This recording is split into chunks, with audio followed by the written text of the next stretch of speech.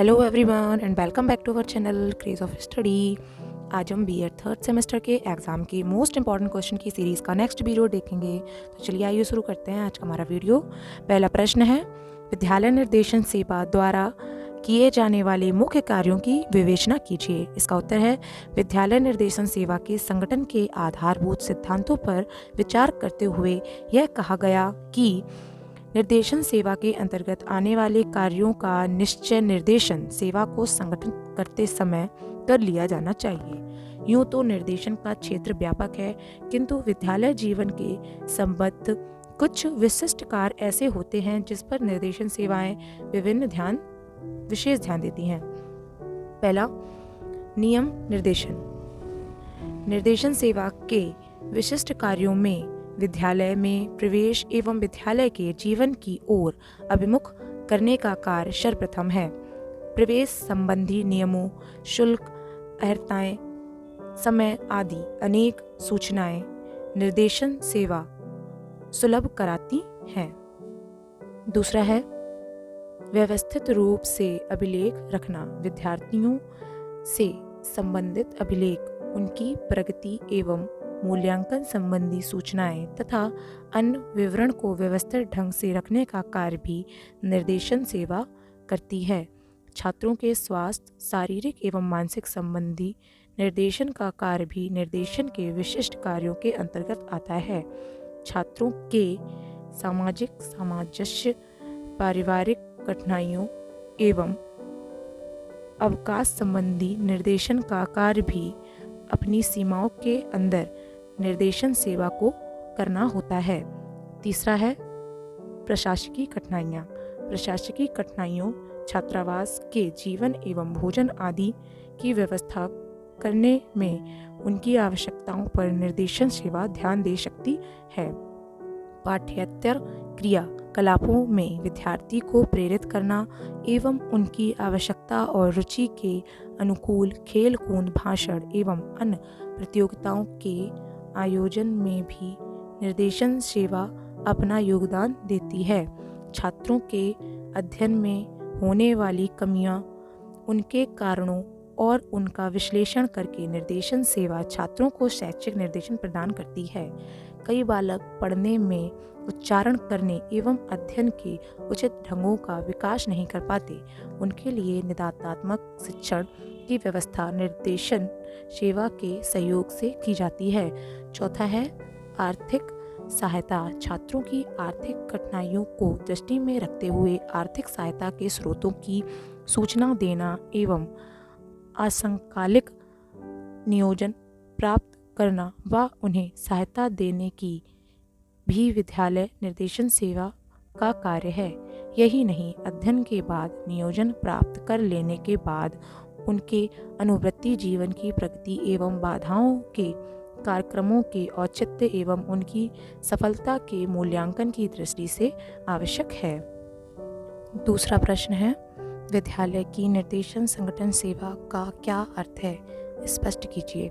इसका उत्तर है, विद्यालय में निर्देशन सेवा संगठन की बहुत आवश्यकता है। निर्देशन कार्य को विद्यालयों में सफलतापूर्वक चलाने के लिए यह भी आवश्यक है कि यह संगठित तथा व्यवस्थित रूप में हो।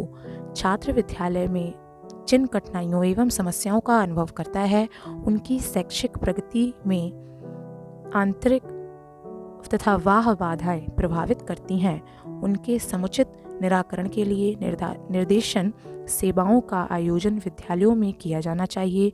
शिक्षा का महत्वपूर्ण उद्देश्य छात्रों का सर्वांगीण विकास करना होता है और यह उद्देश्य निर्देशन सेवाओं की समुचित व्यवस्था के बिना नहीं किया जा सकता। निर्देशन कार्यविधि का संगठन इस प्रकार से किया जाना चाहिए कि उसमें विद्यालय के सभी कर्मचारियों का सहयोग प्राप्त हो सके।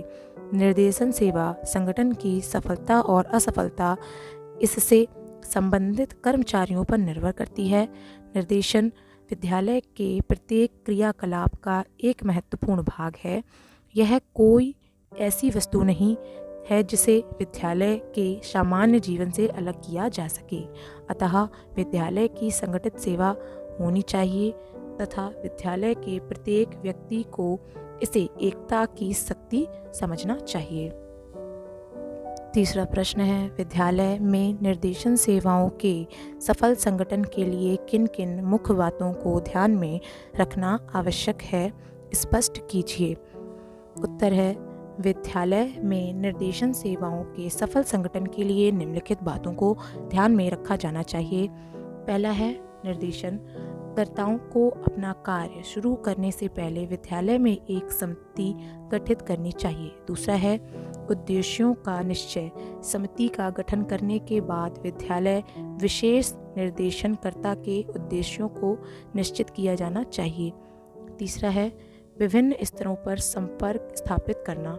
सफल निर्देशन सेवाओं के संगठन के लिए निर्देशनकर्ता को विभिन्न स्तरों पर संपर्क स्थापित करना चाहिए। चौथा है, अर्थव्यवस्था। निर्देशन सेवाओं के गठन के लिए विद्यालय में पर्याप्त मात्रा में धन भी व्यवस्था होनी चाहिए। पांचवा है, निर्देशन कार्यालय, पुस्तकालय एवं वाचनालय की व्यवस्था।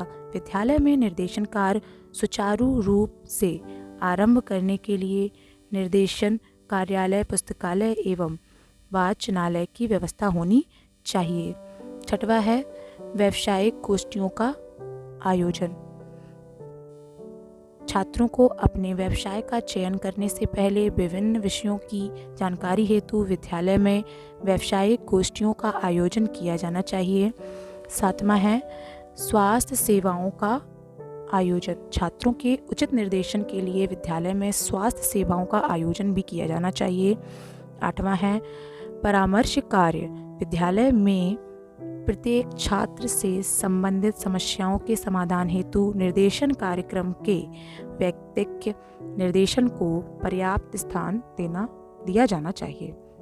नौवां है, नियोजन सेवाएं। छात्रों को व्यवसाय में प्रवेश प्राप्त करने में सहायता देने के लिए नियोजन सेवाओं का आयोजन किया जाना चाहिए। 10वां है, अनुवृत्ति सेवाएं। छात्रों के व्यवसाय में प्रवेश करने के पश्चात उस व्यवसाय में सफलता एवं असफलता की जानकारी प्राप्त करने के लिए अनुवृत्ति सेवाओं का आयोजन किया जाना चाहिए। 11वां है, मनोवैज्ञानिक प्रयोगशाला की व्यवस्था। निर्देशन के कार्य के लिए छात्रों की रुचियों, क्षमताओं, अभिव्यक्तियों तथा व्यक्तित्व संबंधी गुणों के बारे में व्यवस्थित जानकारी प्राप्त करने के लिए विद्यालय में मनोवैज्ञानिक प्रयोगशाला का आयोजन किया जाना चाहिए। 12वां है, पाठ्यक्रमोत्तर कार्यों का आयोजन। बालकों की विभिन्न प्रकार की योग्यताओं और क्षमताओं को समझने के लिए तथा उनके सर्वांगीण विकास के लिए विद्यालयों में पाठ्यक्रमोत्तर कार्यों का आयोजन किया जाना चाहिए। चौथा प्रश्न है, विद्यालय में निर्देशन कार्यक्रमों में सफल संचालन हेतु किन किन कर्मचारियों की आवश्यकता होती है, स्पष्ट कीजिए। इसका उत्तर है, निर्देशन एक विशेष प्रकार का कार्य है। विद्यालयों में इस कार्यक्रम के सफल संचालन के लिए कर्मचारियों और अधिकारियों के एक विशिष्ट वर्ग की आवश्यकता होती है। निर्देशन कार्य की सफलता इसमें कार्यरत कर्मचारियों के संयुक्त प्रयासों पर निर्भर करती है। निर्देशन सेवाओं में कार्य करने वाले कर्मचारी 2 प्रकार के होते हैं। पहला है सामान्य कर्मचारी, दूसरा है विशेषज्ञ। सामान्य कर्मचारी। निर्देशन सेवाओं में कार्य करने वाले सामान्य कर्मचारी निम्नलिखित हैं। पहला अधीक्षक, दूसरा है सहायक अधीक्षक, तीसरा है प्रधानाचार्य। सामान्य कर्मचारी को निम्नलिखित सिद्धांतों के आधार पर कार्य करना चाहिए। पहला कार्य है, सामान्य कर्मचारी को विद्यालय के सभी अध्यापकों से संबंध स्थापित करना चाहिए तथा साथ ही छात्रों से संबंध बनाने में प्रयास करने चाहिए। दूसरा है, सामान्य कर्मचारी को निर्देशन सेवाओं के सिद्धांतों की पूर्ण जानकारी होनी चाहिए। तीसरा है, सामान्य कर्मचारियों को निर्देशन सेवाओं में विशेषज्ञों को अपना पूर्ण योगदान देना चाहिए। विशेषज्ञ वे व्यक्ति होते हैं जो निर्देशन कार्य में विशेष रूप से प्रशिक्षित होते हैं। निर्देशन सेवाओं को निम्नलिखित विशेषज्ञ कर्मचारी रहते हैं। पहला है प्रधानाचार्य, दूसरा है निर्देशन संचालक, तीसरा है परामर्शदाता, चौथा है अध्यापक, पांचवा है कक्षा अध्यापक, छठवा है विद्यालय का मनोवैज्ञानिक, सातवां है विद्यालय का डॉक्टर, आठवां है स्कूल का सामाजिक कार्यकर्ता, नौवां है शिशु कल्याण कार्यकर्ता, 10वां है नौकरी दिलाने वाला कर्मचारी, 11वां है स्कूल का मनोविश्लेषक। 5वां प्रश्न है निर्देशन सेवाओं के विभिन्न रूपों तथा सिद्धांतों को संक्षिप्त रूप में बताइए। इसका उत्तर है निर्देशन सेवाओं के मुख्य रूप से 3 निम्नलिखित रूप हैं। पहला है केंद्रीय रूप। इस प्रकार के निर्देशन कार्यक्रम में निर्देशन सहायता देना मुख्य रूप से प्रशिक्षित व्यक्तियों का कार्य होता है। दूसरा है विकेंद्रीय रूप। इस प्रकार के निर्देशन कार्यक्रम में निर्देश सहायता देना अध्यापकों का उत्तरदायित्व माना जाता है। तीसरा है मिश्रित रूप। कुछ विद्वानों का यह मानना है कि निर्देशन कार्यक्रम का रूप उपर्युक्त दोनों रूपों का मिश्रण होना चाहिए, अर्थात विशेषज्ञों और अध्यापकों को सामूहिक रूप से निर्देशन देना चाहिए। विद्यालय निर्देशन सेवा संगठन के आधारभूत तत्व या सिद्धांत। प्रसिद्ध विद्वान हम्फ्री तथा टैक्सलर ने अपनी पुस्तक गाइडेंस सर्विसेज में विद्यालय निर्देशन सेवा संगठन के 7 आधारभूत तत्वों का सिद्धांत बतलाए हैं, जो कि निम्नलिखित हैं। पहला है निर्देशन कार्यक्रम के उद्देश्यों का स्पष्ट निर्धारण विद्यालय निर्देशन सेवा संगठन के समय किया जाना चाहिए। यह उद्देश्य विद्यार्थियों की आवश्यकताओं तथा शिक्षा संस्थानों के आदर्श को ध्यान में रखते हुए निश्चित किया जाना चाहिए।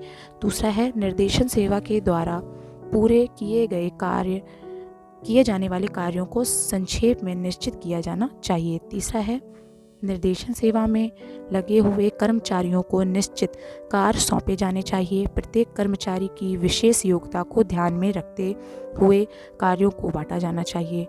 चौथा है निर्देशन कर्मचारियों को सौंपे गए कार्यों के अनुसार ही उनका अधिकार क्षेत्र भी निश्चित किया जाना चाहिए। पांचवा है निर्देशन सेवा में लगे हुए पूर्णकालिक और आंशिक कर्मचारियों के संबंधों की स्पष्ट परिभाषा की जानी चाहिए।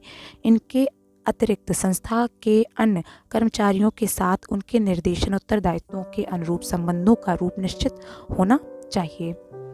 छठवां है निर्देशन संगठन का स्वरूप संस्था के उद्देश्यों, कानूनों, कर्मचारियों की संख्या, आकार एवं आर्थिक साधनों के अनुरूप होना चाहिए। सातवां है जहाँ तक संभव हो विद्यालय निर्देशन सेवा का संगठन जटिल नहीं होना चाहिए। उनके कार्यक्रम यथासंभव सरल रखे जाने चाहिए। छठवां प्रश्न है निर्देशन में मूल्यांकन के महत्व की विवेचना कीजिए। इसका उत्तर है व्यक्तियों को अपने जीवन के प्रत्येक क्षेत्र में निर्देशन की आवश्यकता पड़ती है, फिर वह औपचारिक हो या अनौपचारिक। निर्देशन के कार्यक्रम को एक संगठित रूप दिया गया है जिसके द्वारा शिक्षा, व्यवसाय, व्यक्तिगत जीवन आदि क्षेत्रों में समस्याओं के समाधान में सफलता मिलती है। निर्देशन की प्रक्रिया अनेक चरणों में पूर्ण होती है, जिसे वस्तुनिष्ठ तथा वैज्ञानिक बनाने के लिए मूल्यांकन की आवश्यकता होती है। निर्देशन में मूल्यांकन का महत्व निम्नलिखित है, जो कि इस प्रकार है। पहला है मूल्यांकन के द्वारा निर्देशन प्राप्त छात्रों की सफलता और उनकी प्रगति का अनुमान लगाया जा सकता है। दूसरा है ऐसी अनेक सेवाएं जो निर्देशन से संबंधित होती हैं, उनकी कार्य पद्धति में सुधार मूल्यांकन द्वारा किया जा सकता है। तीसरा है निर्देशन के उद्देश्य एवं उसके व्यवहार में होने वाले परिवर्तन मूल्यांकन के द्वारा ही संभव है। चौथा है निर्देशन को प्रभावी बनाने के लिए मूल्यांकन आवश्यक होता है। पांचवा है छात्रों को विविध प्रकार के गुणों को समझने के लिए प्रयुक्त प्रमापीकृत और अप्रमापीकृत परीक्षणों का मूल्यांकन उनकी वैधता और विश्वसनीयता निर्धारण में आवश्यक है। सातवां प्रश्न है निर्देशन में मूल्यांकन के सिद्धांतों की विवेचना कीजिए। इसका उत्तर है निर्देशन में मूल्यांकन के सिद्धांत निम्नलिखित हैं। पहला है निर्देशन में मूल्यांकन गहन और व्यापक होना चाहिए। दूसरा है मूल्यांकनकर्ता को मूल्यांकन से पूर्व एक सुनियोजित योजना बनानी चाहिए जिसके अंतर्गत सभी चरणों का किस प्रकार से मूल्यांकन किया जाना चाहिए इसकी पहले से ही रूपरेखा तैयार की जानी चाहिए। तीसरा है मूल्यांकनकर्ता को निष्पक्ष होना चाहिए। चौथा है निर्देशन में मूल्यांकन निष्कर्ष ऐसे तथ्यों के आधार पर निकालने चाहिए जिसका मापन संभव हो। यह सत्य है कि छात्र का व्यवहार केवल विद्यालय तक ही प्रभावित नहीं है बल्कि उसके व्यवहार को विद्यालय के नियंत्रण से मुक्त अनेक तत्व ऐसे भी हैं जो कि प्रभावित करते हैं। इसलिए यह आवश्यक है कि मूल्यांकन के अंतर्गत ऐसे तथ्यों को सम्मिलित किया जाए जिसका मापन संभव हो। पांचवा है सर्वेक्षण पद्धति का प्रयोग मूल्यांकन में किया जाना चाहिए।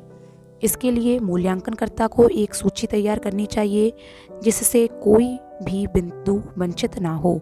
छठवां है मूल्यांकन कार्य करने के बाद एक विश्लेषणात्मक रिपोर्ट लिखी जानी चाहिए जो कि निर्देशन में सुधार करने के लिए आवश्यक होगी। सातवां है विश्लेषणात्मक रिपोर्ट स्पष्ट और तथ्यों पर आधारित होनी चाहिए।